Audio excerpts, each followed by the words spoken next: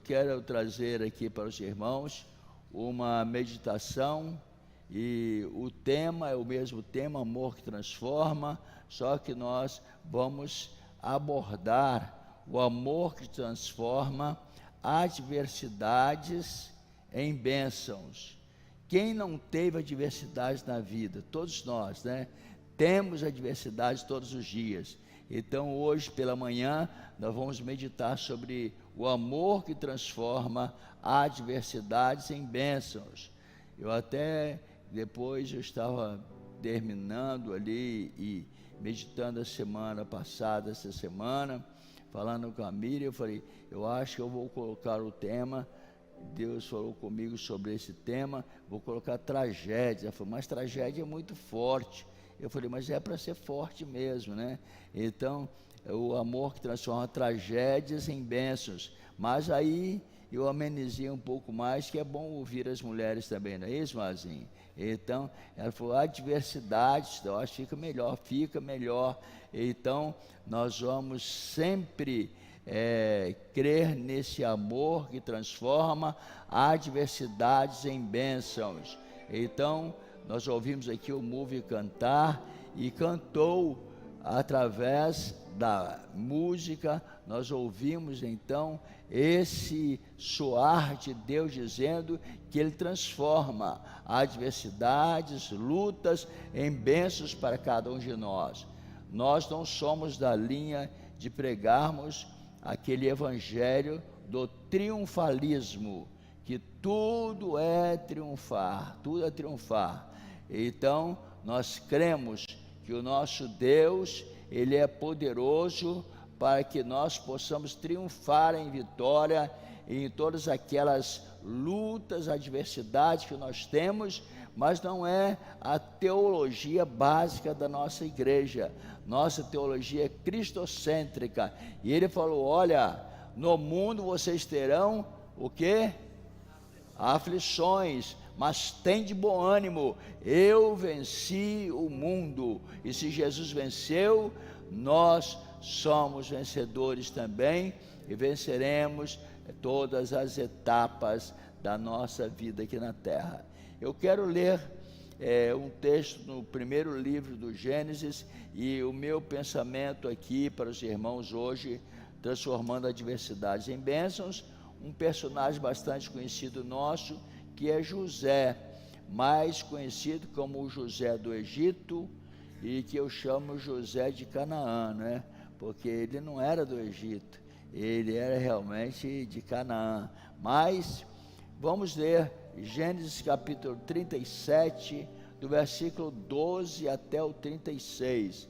Gênesis 37, do 12 ao 36.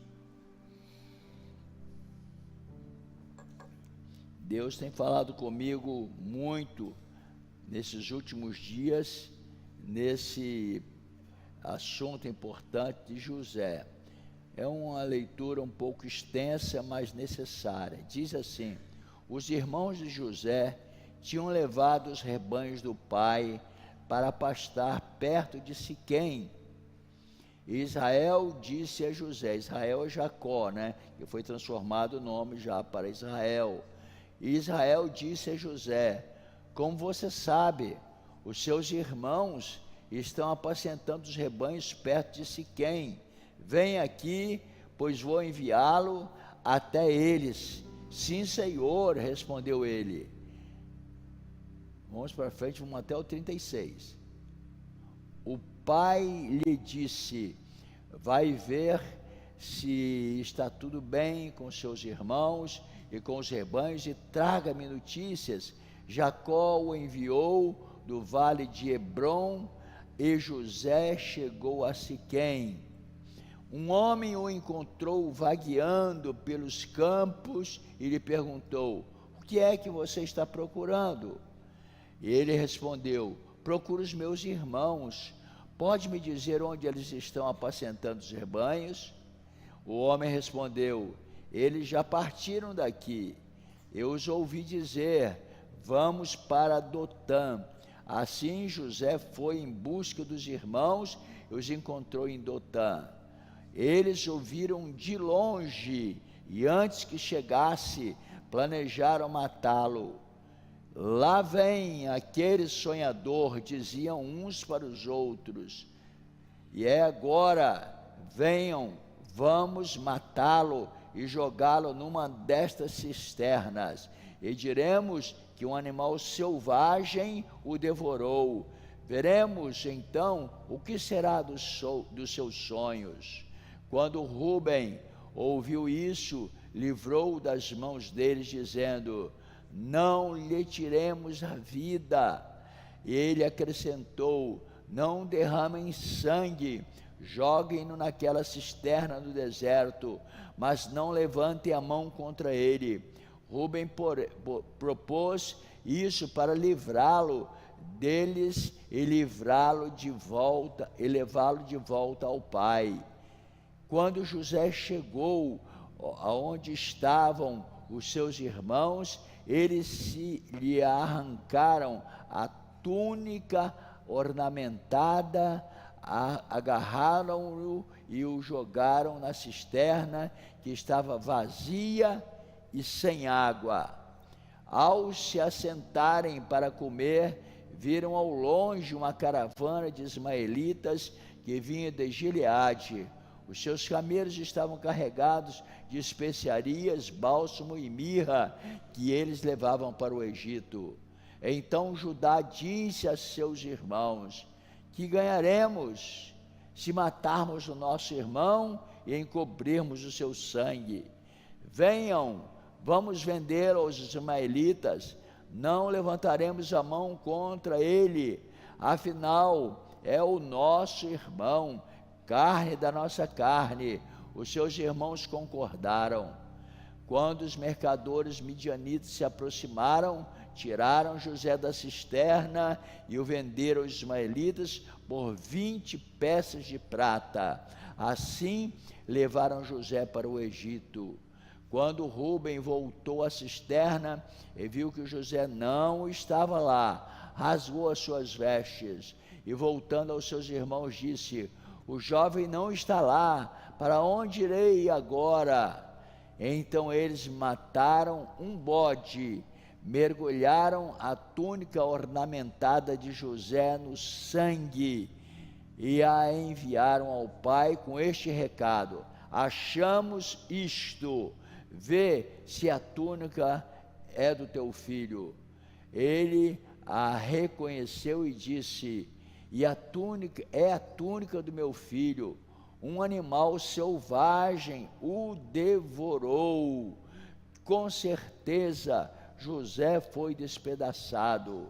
Então Jacó rasgou as suas vestes, vestiu-se com um pano de saco e chorou por muitos dias de luto pelo filho. Todos os seus filhos e as suas filhas vieram consolá-lo, mas ele recusou ser consolado, dizendo: não, eu em luto descerei à sepultura para junto do meu filho. Assim continuou a chorar por ele. E o verso 36, no Egito, os midianitas venderam José a Potifar, oficial do faraó e capitão da guarda. Amém? Aqui nós vemos uma história que traz para nós importantíssimas lições, e nós cremos que essas lições vai nos falar da crença de José, da crença de Jacó, o seu pai, que o seu nome foi mudado para Israel. Então Israel é campeão de Deus. Então ele tinha um pai que tinha experiência com Deus. Vocês conhecem a história de Jacó lutando com Deus no Val de Jaboque. Então ele era um homem bastante aguerrido, ele era bastante determinado naquilo que fazia, e ele tinha os seus filhos. E naquela época nós encontramos aqui algumas lições. E José, só para localizar um pouquinho na história, ele é o primogênito de Jacó e Raquel. Raquel só teve José, filho de José e de Jacó e Raquel.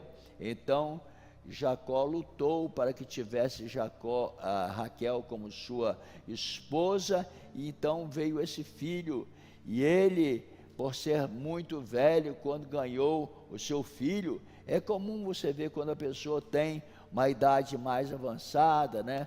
Passou dos 50, dos 60, que vem um filho, ele fica muito alegre. Nós temos experiências desses casos, né? Aqui na igreja nós temos algumas experiências desse tipo, uma alegria infinita, e coloca maior amor naquela criança que nasceu ali. Isso é natural, é normal. Raquel, ele o amava muito, não que faça distinção dos amores entre os filhos, porque o pai e mãe sempre falam assim, não é? Eu amo todos por igual. Não é isso, pastor Mazinho? Não é isso? Vocês que têm filhos aqui, então, amo todos por igual, mas sempre tem um, né, que é mais xodozinho, não é, Janete? Sempre tem um que, não, esse é o mais queridinho, então, vou guardar essa comidinha para ele, porque ele gosta. Então, a família tem esses negócios assim. Isso não é de hoje, é antigo. E Jacó, ele era tão amado dos seus pais, que normalmente os filhos, na sua maioria, as pessoas que eram daquela época, eles usavam uma túnica. A túnica vinha até o joelho somente. Então essa túnica, o vestido, nós usamos roupas, não vestidos aqui no Brasil, mas outros países usam ainda os vestidos. Então ele usava um vestido até no joelho, e os outros filhos todos tinham essa roupa desse tipo. Mas para Jacó ele falou: eu vou fazer uma roupa diferente, e essa roupa vai ser multicolorida e comprida, vai até ali arrastando os pés. Para vocês terem ideia, eu já fiz uma pesquisa, e a cor, vocês sabem a cor da vestimenta de José, essa multicolorida. Você parece estar meio triste, Acácio, está meio triste? Alegre-se que Deus está com você. Deus quer alegrar o seu coração, né? Eu acho que é cansado do trabalho, né? Mas Deus é poderoso para nos alegrar. Então, o que acontece? A cor da vestimenta de José era multicolorida. Tinha vermelho, preto e branco. Daqui a pouco vermelho, preto e branco. Aquela roupa, né? Bonita demais, muito bonita, né? Era uma vestimenta multicolorida. Os seus irmãos, de onde vinham José, lá vem o sonhador. Então, aquela roupa linda, bonita, arrastando até os pés, e ele ficava feliz, e os seus irmãos tinham ódio dele, porque a roupa deles era uma roupa assim, praticamente unicolorida, né? Tinha uma cor só, ou senão era preto e branco só, então não destacava muito, né? Então a roupa dos outros irmãos era diferente de José. A de José era colorida e ia até os pés realmente. Quando você olha para essa história, você vê que José era destacado, mas ele tinha sonhos do zero, depois que ele nasceu, do seu nascimento até completar 17 anos, ele viveu numa família que era uma família conturbada, porque a família de José era uma família bastante agitada, conturbada mesmo, porque Jacó tinha Lia e Bila, né? Bila era praticamente ajudante de Lia. Lia, ela deu bastante filhos para Jacó, e Bila era concubina de Jacó. Imagina, né? Isso era normal naquela época também. E depois ainda houve um incesto lá na família, uma família bem complicada. Nós não vamos tocar nesse assunto, mas eu quero dizer para vocês aqui nesta manhã, ainda que a tua família seja uma família conturbada, complicada, que haja confusões, quem sabe haja problemas familiares, afetivos que doam no teu coração.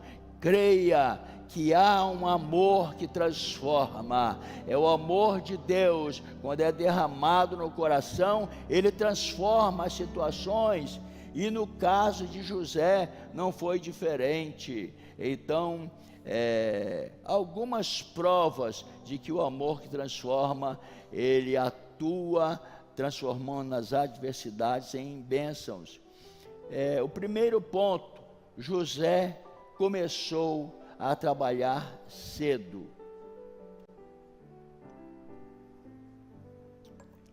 Hoje não temos, hoje tem no Brasil principalmente, né, um trabalho para menores de idade, é o trabalho de menor, como é que é, doutor Júnior?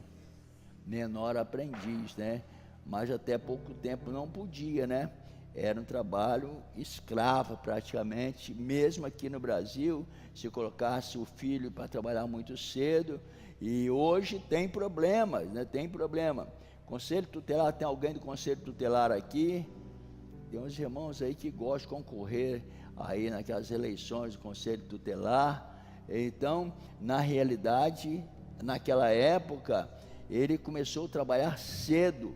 Ele, com 17 anos, já trabalhava com o rebanho de Jacó. Ele tomava conta do rebanho e levava o rebanho para lá e para cá para alimentar. Então, com 17 anos, ele trabalhava. Nós não vamos ler aqui, mas você leia depois em casa, o capítulo 37, que eu li aqui algum texto, é importante. E Provérbios, capítulo 10, versículo 4 e 5, nos resume isso. Trabalhar e estudar não mata ninguém. Então, trabalhar e estudar não mata ninguém. Se o teu filho, se a tua filha está lá em casa, né, querendo só ficar dormindo até 10 horas da manhã, ou meio-dia, e depois vai dormir tarde, e não quer estudar nem trabalhar, isso é antibíblico. Você, quem está aí na projeção? Deixa eu ver aí o rostinho. Ah, é você, né, meu filho? E é meu sobrinho ainda, né? Mas é rápido, né? Então, Pedro, coloca aí Provérbios, acha aí Provérbios, capítulo 10, versículos 4 e 5. Versículos 4 e 5. Provérbios 10, 4 e 5. As mãos preguiçosas fazem o que com o homem? Vocês podem falar mais forte? Empobrecem o homem, mas as mãos diligentes lhe trazem riqueza. E o 5, aquele que faz a colheita no verão é filho sensato, mas aquele que dorme durante a ceifa é filho que causa vergonha. Quantos pode dizer amém? Então, estudar e trabalhar não mata ninguém. Comece a trabalhar cedo. José, ele começou a trabalhar cedo. Com 17 anos, ele já cuidava do rebanho do seu pai, ia para lá, ia para cá. E os seus irmãos mais velhos não gostavam dele, porque ele era um jovem sonhador. O primeiro ponto é isso, José começou a trabalhar cedo. Eu gostaria de trazer essa palavra nessa manhã para todos os jovens, adolescentes. Não é pecado trabalhar, começar a trabalhar cedo, nem estudar. Não fique dormindo demais, né, até tardão. A Madu, ela fez assim, né? Madu trabalha desde cedinho, né, Madu? E estuda, tem vezes até na aula, ela começa a dar umas cochiladas lá, de tanto cansada, né, que está, né? Mas na realidade, trabalhar cedo é bom, estudar cedo é bom, porque depois você verá o resultado daquilo que você fez. Em segundo plano aqui, uma segunda prova que Deus transforma a adversidade em bênção, é que José, ele era criativo, ele fazia sempre mais sempre mais do que lhe pediam. José era criativo, começou a trabalhar cedo e era criativo. No texto que nós lemos, nós devemos entender que o preguiçoso, quando trabalha, faz o serviço pela metade, sempre deixa algo para depois. José não, apesar da oposição dos irmãos, ele vai além, cumprindo a ordem do seu pai, porque o preguiçoso, aquele que não gosta de trabalhar nem de estudar, sempre deixa para mais tarde. Tem dever de casa, ainda existe dever de casa aí nas escolas, existe, passa, o professor passa, né? Eu sei que na aula de teologia tem, aí chega para o final, aí vai para o Google, aí o professor rasga a prova, né? E joga no lixo porque não vale. Então tem que pesquisar, tem que estudar. Então sempre vale a pena estudar um pouquinho mais e ser criativo. Quando você é criativo, você aprende a escrever bem. Hoje eu noto com tristeza muitos jovens e profissionais já da área, de várias áreas, por exemplo, áreas importantes, até do ensino mesmo, viu, Flávio? E então, que eles não sabem escrever direito, né? Não sabem escrever direito, manda escrever 17, ele vai procurar no Google como que se escreve. Então, hoje é uma dificuldade terrível, e eu me lembro quando eu estudava, desde os primórdios dos meus estudos, então, eu gostava de fazer redação, dava um tema, nós fazíamos redação, e redação é muito bom, aprenda a fazer redação. Se você puder chegar em casa hoje ou amanhã, fazer uma redação sobre a vida de José, é muito lindo, muito maravilhoso. Eu tenho uma sobrinha neta aí que gosta disso, né, Juninho? Diferente do pai, né? Ela gosta de escrever, né? A Alice está aí ou não? Está aí, cadê a Alice? Está lá na comunicação, olha, tá vendo? Está trabalhando lá, começa a trabalhar cedo, né? Novinha, começa a trabalhar e dedicar. Ela fez uma descrição tão bonita, eu guardei lá, viu, Alice? Qualquer dia eu vou ler aqui, aquela dissertação que ela fez, bonita. Então, a pessoa tem que desenvolver o seu cérebro, para que amanhã ou depois, ainda que a pessoa sonhe, diga, lá vem o sonhador mor, como diziam para José, mas você está sonhando e fazendo concretizar os seus sonhos. O grande amor de Deus está sempre pronto para nos alcançar, mas Ele alcança quem começa a trabalhar cedo e quem é criativo. Por que eu falo criativo? O pai dele falou, vai lá ver os seus irmãos. Os irmãos dele estavam no campo, e eles estavam numa distância razoável, era para ir de Hebrom, que ele estava em Hebrom, que significa união, até Siquém. Siquém significa ombro, né? Então, eles iam de Hebrom a Siquém. José, meu filho, vai lá que seus irmãos estão demorando a voltar, vê onde eles estão. Eles trabalhavam em uma área muito grande, de Hebrom até Siquém, uma distância de aproximadamente 100 quilômetros. 100 quilômetros é uma distância razoável para você ir a pé. E ele foi até Siquém para procurar os seus irmãos. E José certamente perguntou, pai, onde eles estão? Eles estão em Siquém, mas 100 quilômetros daqui lá. Hoje talvez, se você fala com seu filho, olha, vai ali na padaria, mas qual a distância? Dá mais ou menos 100 metros, mas é muito longe, não tem um carro para a gente ir, um Uber, né, para ir, então já chama o Uber para ir daqui ali.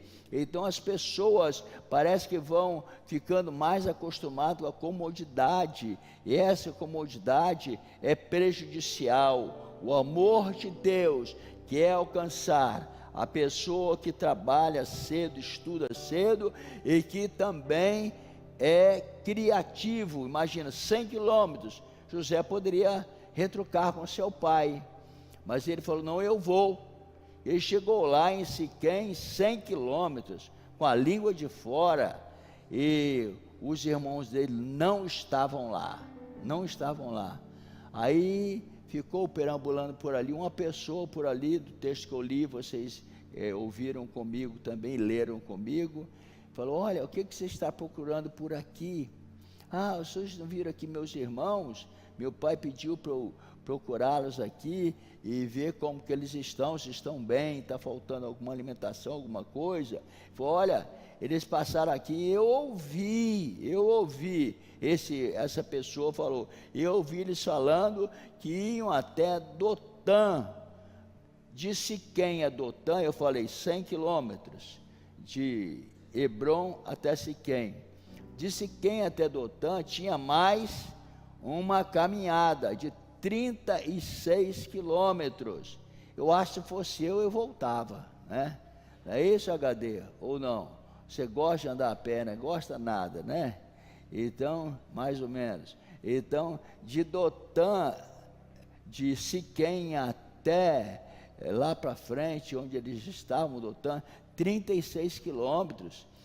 E eu acho que fosse algum de nós falaríamos, não, então eu vou voltar, já cumpri a minha parte, o que meu pai falou para eu vir até Siquém, eu já vi, não estão aqui, vou voltar, e é muito fácil, eu vou dar a notícia para o meu pai, que eu não encontrei, falaram que eles não estavam lá, e eu não os vi lá.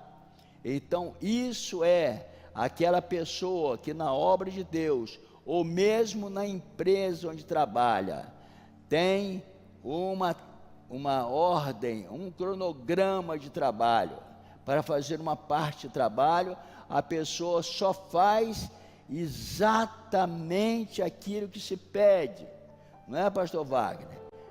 Sou empresário, sabe disso, aí a pessoa, o seu trabalho é das 8 às 17, aí deu 10 para 5, já está juntando os trenzinhos dele, né? Colocando a mochila nas costas e olhando para a rua e para cair fora, né? 10 minutos antes, tem uns que 15 minutos antes e vão embora. Mas se ainda tem serviço para fazer, ainda tem alguma coisa para terminar, termine aquele serviço. Seu patrão vai ficar alegre e você vai ficar feliz porque você cumpriu a sua tarefa por completo. Nós temos algumas médicas aqui, eu estou vendo ali, doutora Bruna, doutora Natália, que demais médica aí que tem aí? Tem a doutora Cibele, está aqui, a doutora Cibele, ela já está pendurando a chuteira, né, doutora Cibele? Já trabalhou muito também, né? Então, mas não trabalhávamos mais, talvez vai chegar a hora de trocar o plantão, não é isso, Bruna e Natália? O plantão vai trocar a tal hora. Agora eu acho que é 6 ou 7 horas da manhã que troca. 7 horas, né?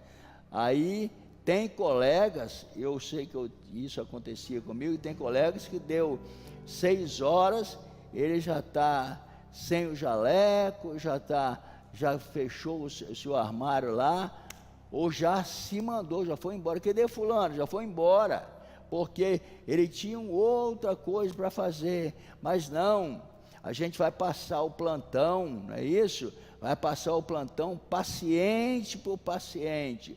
Ó, isso aqui é isso, aquilo, passa tudo direitinho. E se tem mais alguma coisa, acontece muitas vezes na hora de ir embora, aparece uma emergência. Aí você fala, não, agora é o horário do Lucas, ele se vira aí, está faltando 5 minutos só, não. Você pega e faz aquele trabalho, né? Isso em qualquer empresa tem isso, aparecem emergências, então você deve fazer. Então Deus, o amor que transforma, Ele transforma o preguiçoso em trabalhador. Você pode falar comigo? O Deus que transforma preguiçoso em trabalhador. Eu gosto que o Edson fala forte, acompanhar esse tom de voz. O Deus que transforma preguiçoso em trabalhador. olha, vai ser sempre bênção. Esse amor que transforma é o amor de Deus. Então José, ele sempre trabalhou desde os 17 anos. Agora pense uma coisa, é bom que vocês reflitam nisso também e coloquem na sua redação de hoje. O pai de José era rico ou pobre? Era rico ou pobre? Muito rico, era cheio da grana. Jacó tinha muito dinheiro, mas ele não se estribou no dinheiro do pai, não. Ele quis trabalhar, foi para o campo trabalhar. E tem pessoa, hoje infelizmente, muitas empresas falem porque o pai trabalhou o tempo todo para fazer aquela empresa crescer. Depois um filho assume ou uma filha assume, vai tudo de água abaixo, porque ele vai comendo só o dinheiro, comendo dinheiro, gastando dinheiro, daqui a pouco não tem mais nada. Hoje a lição é uma lição bem prática para nós, para nossas famílias. Então o pai de José era rico, mas apesar de ser rico, José trabalhava, era criativo, fazia sempre a mais. Era para ele andar 100 quilômetros, ele andou 136. Isso é importante para nós. Um terceiro ponto, lembrando que Dotã,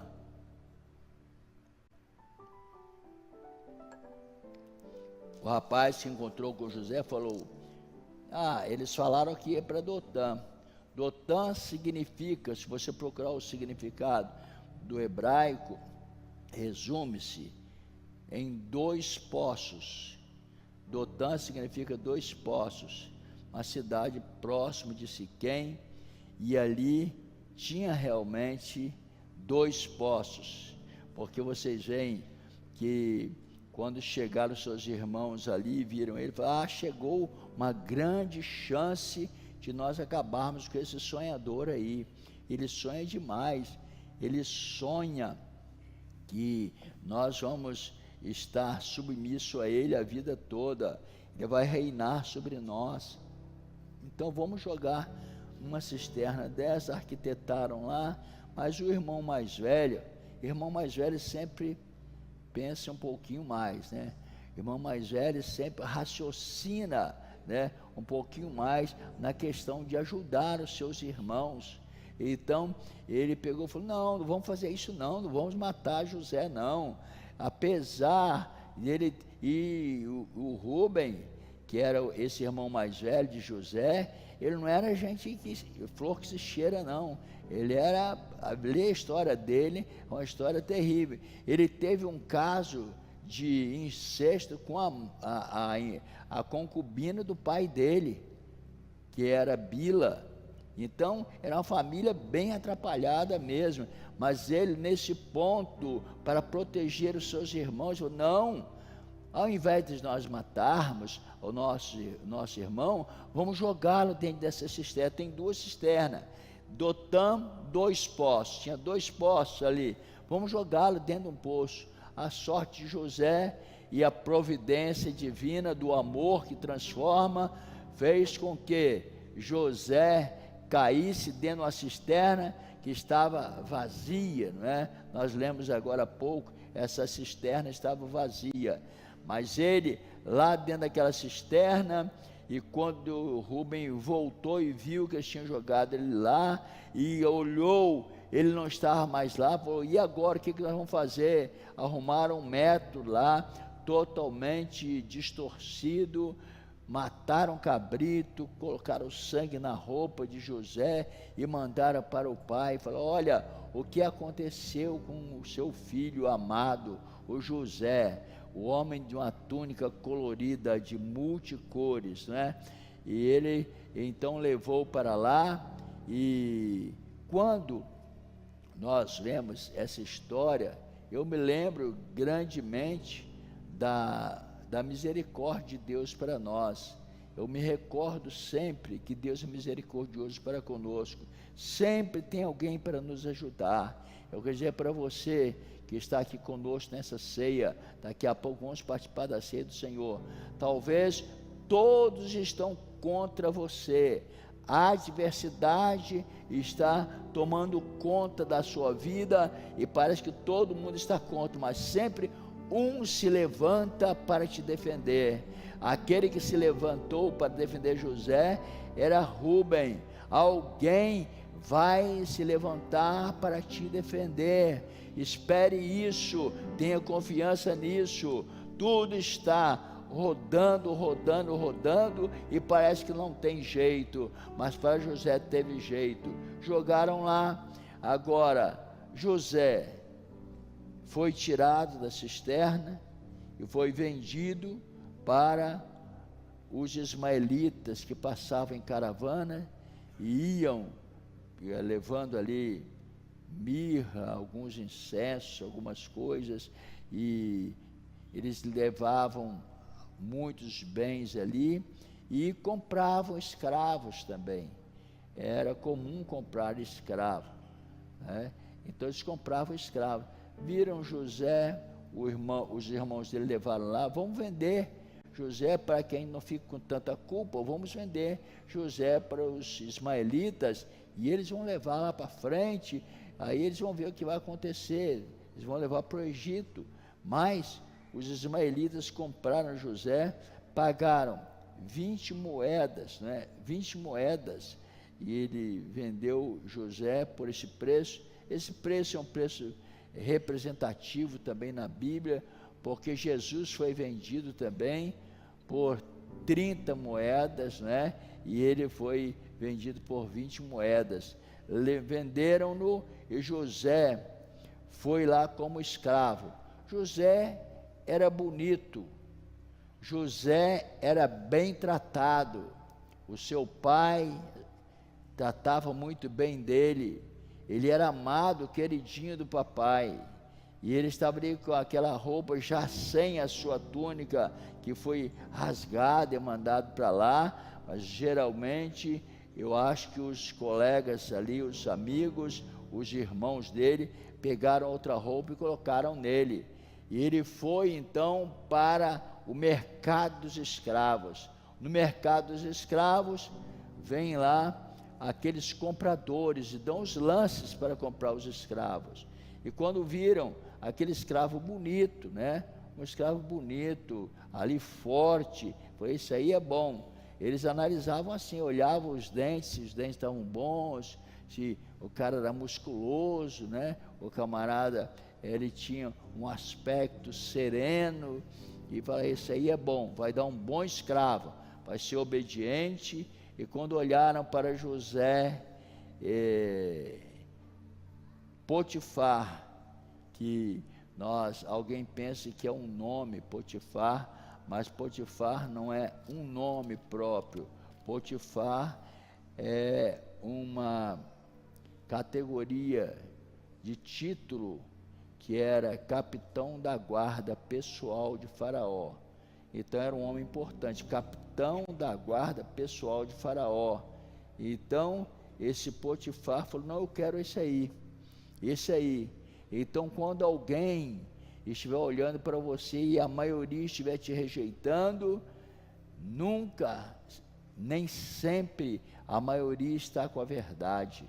A maioria pode estar errada, mas Potifar, o capitão da guarda pessoal de Faraó, falou, eu quero esse. Apontou direto para José, não porque José era tudo isso que eu falei, bonito, forte e tal, de boa aparência, estava bem alimentado, não, é porque Deus já tinha preservado a vida de José até ali e agora iria preservar para frente também. Então Potifar olhou e levou José para ser mordomo na sua casa, entregou tudo para José. Então significa que outra característica de José era honesto. Ele viu que José era honesto nos trabalhos ali, falou, olha, você serve para tomar conta de tudo aqui em casa. Então o trabalho do ser humano que começou cedo, aquele trabalho árduo que ele tinha de cuidar das ovelhas, e agora escolhido por Potifar. A história vai nos contando que ele trabalhou na casa de Potifar. Tem um versículo da Bíblia em Efésios 6:5 que diz assim: vós servos, obedecei a vosso Senhor segundo a carne, com temor e tremor, na sinceridade de vosso coração, como a Cristo, porque na realidade isso é prejudicial quando você não obedece aos seus superiores. As autoridades constituídas sobre a nossa vida, nós devemos obedecê-la até aquele ponto que foge do controle, enquanto as ordens que nós recebemos estão de acordo com a vontade de Deus, nós recebemos. Um dia eu recebi um irmão no gabinete pastoral que ele falou: pastor, eu estou desempregado há muito tempo, jovem casado. Ele falou: olha, já procurei de tudo e nada, rejeitaram meu currículo aqui, ali, acolá. Agora apareceu uma grande porta para mim. Sabe qual a porta, Gustavo, que apareceu para ele? Para ele ser caixa, tomar conta do dinheiro de uma grande casa de prostituição lá em São Paulo, do centro de São Paulo, uma casa de prostituição. Eu falei: mas casa de prostituição? Eu conversando com ele sozinho lá no gabinete, e ele falou: é isso aí. E eu falei: e o que você acha? Ele falou: olha, eu vou aceitar, porque é um serviço tranquilo, eu fico ali só passando dinheiro, eu não vou me enrolar com nada de prostituição lá, porque eu vou apenas receber o dinheiro, né, dar troco e tal, aquele negócio todo. E é lógico, nessas casas só tem mulheres aí que praticam esse sexo, homens. E eu falei assim: mas você acha que esse serviço é um bom serviço para um cristão como você? Ele falou: pastor, eu creio que é uma porta que Deus abriu. Cuidado, meu irmão, com as portas que você pensa que é Deus que está abrindo. Deus fecha muitas portas porque Ele tem uma porta maior aberta para você. Eu falei com ele: olha, eu não posso dar outro conselho para você. Na minha concepção e conhecimento bíblico que eu tenho, li alguns textos bíblicos, essa porta não foi Deus que abriu. Essa porta, ela é uma porta perigosa para você. Você pode trabalhar lá, talvez um mês direitinho ali, daqui a pouco você vai ficar segurando um pouquinho de droga para alguém, vai vender droga para um, para outro, não é minha, mas é do outro. Daqui a pouco você está envolvido, e se cai ali uma blitz, você vai ser envolvido, vai ser complicado. Você, como crente, como será? E ele temou. Eu orei por ele, dei várias explicações. Ele falou: não, eu vou pegar esse serviço que é uma grana boa. E era uma grana boa mesmo. Para quem está desempregado, parecia que era Deus que estava abrindo, mas não, era uma porta que não era Deus que estava abrindo. Cuidado nosso que devemos ter nas portas que Deus abre e nas portas que Deus fecha. Deus sempre fecha alguma porta para que nós entremos na outra que Ele vai abrir para nós. Talvez é menor, é pequena, mas é a porta onde tem o amor transformador de Deus atuando. Eu sei que ele foi trabalhar lá. Dentro de um pouco mais de um mês, ele estava todo enrolado, teve que largar da mulher, porque a mulher ficava desconfiada. Imagina, o homem vai trabalhar num serviço desse, todo dia que ele chegava em casa, a mulher cheirava ele de cima e embaixo, né, para ver o cheiro, aqueles perfumes dali, aqueles negócios, e cheiro de droga. Eu sei que deu um mês, ele estava com o seu lar destruído, acabado realmente. Por final, ele perdeu a oportunidade daquele serviço, deixou para lá. Aí ele veio falar comigo. Eu falei: eu não disse para você, eu te aconselhei, mas você escolheu esse caminho, é o caminho da perdição, é o grande cuidado que nós devemos ter. Talvez uma porta muito grande que se abre para nós, parece ser uma boa porta, mas não é a porta que Deus quer que nós entremos por ela. Principalmente o dinheiro atrai para portas que vêm trazer prejuízos que vão durar a vida toda. Bom, José foi vendido para Potifar, vocês conhecem a história. Aí lá na casa de Potifar, ele foi fiel, tomava conta de tudo. A mulher o assediou e ele deixou a sua túnica para trás e fugiu, mas eles iriam acreditar muito mais na mulher de Potifar do que nele. Ela contou a história distorcida e ele foi preso. Veja que ele estava muito bem na casa do seu pai, mas começou a ter sonhos. Tudo começou com sonhos e sonhos. Aí foi para a cisterna. Da cisterna, o amor de Deus tirou-o dali e ele foi para a casa de Potifar. Na casa de Potifar, ali foi assediado, Deus o tirou de lá, mas ele não foi para um lugar bom ainda, foi parar na cadeia. Na cadeia, ele ali também foi um grande exemplo para todos aqueles presos. Diz a Bíblia em Gênesis capítulo 39, versículo 4, José achou graça aos olhos de quem ele servia, que era Potifar. Depois nós vemos também uma comparação com o Novo Testamento, Mateus 5,16. Assim resplandeça a vossa luz diante dos homens, para que vejam as vossas boas obras e glorifiquem o vosso Pai que está nos céus. Deus quer ser glorificado, Deus quer ser glorificado através de nós, e diante dos homens, talvez você não vê nada acontecer, mas o seu exemplo está sendo glorificado, a sua luz está brilhando. Aí passa para o outro passo, ele preso lá na cadeia, ele esperou a misericórdia de Deus a seu favor, mas os dois que estavam presos com ele eram o carcereiro, era um copeiro e um padeiro. E aí teve um belo dia que eles tiveram um sonho e foram contar para José. José já tinha fama de ser um sonhador, e ele começou a falar: olha, a interpretação do sonho do padeiro é que ele vai morrer, e do copeiro é que ele vai ser levado de volta para o seu trabalho e vai ser muito bem sucedido. Então o copeiro, saindo para ir para o plano real agora, lá no palácio, José falou: olha, lembre-se de mim quando você chegar lá no palácio real. E chegando lá, o copeiro se esqueceu de José.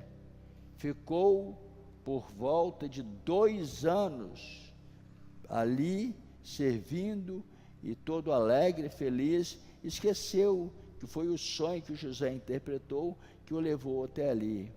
Mas teve um dia que o faraó teve um sonho e precisava de interpretação.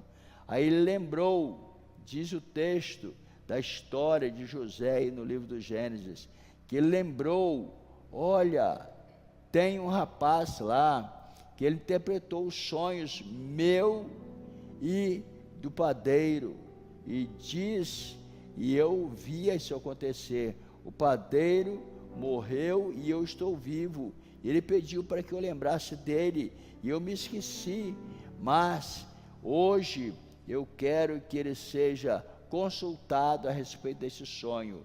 Aí lembrar de trazer José novamente para o palácio.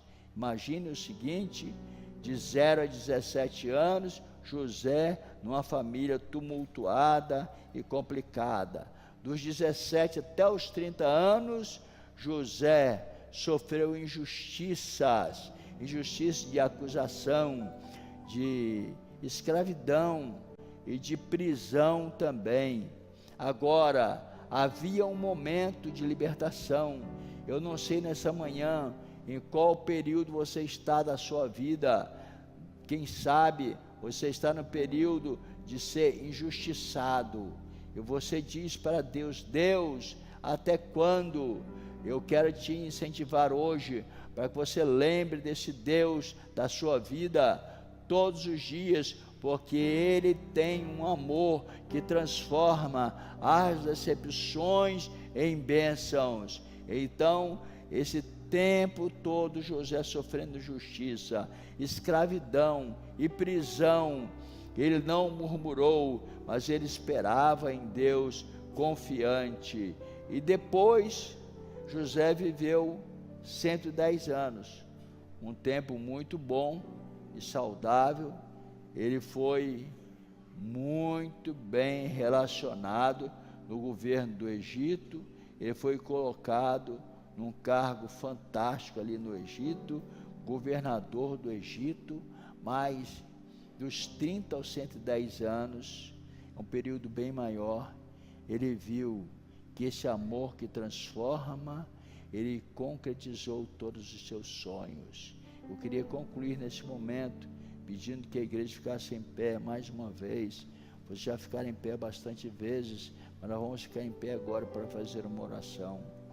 Eu não sei quantos anos você tem que está sonhando e os seus sonhos não foram concretizados. Não sei se passaram-se 13 anos, foram 13 anos de luta, de dificuldade, decepções, né, na vida de José. Mas aos 30 anos ele começou a ver tudo melhorar. Quando nós acreditamos que há um amor superior, que é o amor de Deus que transforma a decepção em bênção, nós cremos que os nossos sonhos na nossa casa, eles serão concretizados. Eu não sei se a sua casa não está da maneira que você pensa. Casa que eu estou dizendo, o seu lar não está da maneira que você pensa, da maneira que você sonhou. Mas eu quero te dizer que os sonhos que você tem para a sua casa, para a sua família, eles hão de ser concretizados. E esse tempo de sofrimento, decepção, esses tempos aí difíceis que você teve de adversidade, pode ser semelhante a José de 13 anos, mas o tempo de bênção que Deus tem para você é muito maior. Diz a Bíblia que aí, quando nós olhando para o texto, vemos que ele teve muito sonho em casa, foi até judiado por causa desse sonho, mas Deus usou Rúben, um dos seus irmãos, para não deixar que matasse José antes do tempo. Colocaram numa cisterna, ele foi livre da morte. Em segundo lugar, ele foi abençoado como mordomo. Se você está servindo bem, você será abençoado. Quem serve bem é abençoado onde quer que esteja. E depois, nós sabemos que mesmo que se você seja preso, mesmo que se você esteja preso, você preso realmente, não sei em que situação, pode ser literal, ou pode ser preso em algumas situações, Deus quer te abençoar, e os anos das bênçãos serão muito maiores do que os anos dos sofrimentos, das adversidades. Então Deus, Ele traz para nós esse refrigério nesta manhã. Dos 30 aos 110, ele viu todos os seus sonhos ser concretizados. E por fim, aos 110 anos, ele estava mais que abençoado. Quando lemos o capítulo 41 do Gênesis, nós vemos que ele foi abençoado como governador. Então o Deus é aquele que transforma adversidades em bênçãos. Eu oro sempre a Deus e não me precipito com essas coisas. A precipitação muitas vezes leva você a tomar algumas decisões que você não queria tomar, que Deus não queria que você tomasse. É lógico que algumas vezes eu já tomei decisões que não eram boas, que não foram boas o resultado para mim. Isso, todos nós somos sujeitos a isso, mas há um tempo de arrependimento, há um tempo de perdão, há um tempo de misericórdia de Deus para as nossas vidas. Talvez depois que você fez aquele ato que não agradou a Deus, que não foi totalmente aceito como porta de Deus, e você o aceitou como porta de Deus. Depois de um tempo, você vai reconhecer e Deus vai dizer: eu quero te abençoar, eu quero transformar. Desde quando você nasceu, José, desde quando ele nasceu, um milagre, o nascimento de José na vida de Raquel, o milagre na vida de Jacó, o seu pai. Mas posteriormente ele foi judiado, injustiçado, acusado, mas o maior tempo foi o maior tempo de bênção. Eu quero dizer para você que o maior tempo de bênção, ele começa hoje na nossa vida. Vamos declarar isso com toda a força do nosso coração. Família reconstituída, vida espiritual constituída, vida material reconstituída, restaurada. José começou a vender ali comida para os seus irmãos malvados que o maltrataram. Deus quer mudar a história da nossa vida a qualquer tempo, a qualquer momento. Não importa a injustiça que passemos durante um período pequeno de tempo, o maior período de bênção, ele começa hoje, quando eu declaro: Senhor, Tu és o Deus que tem o amor que transforma as decepções da minha vida em bênçãos, e Deus está aqui para nos abençoar.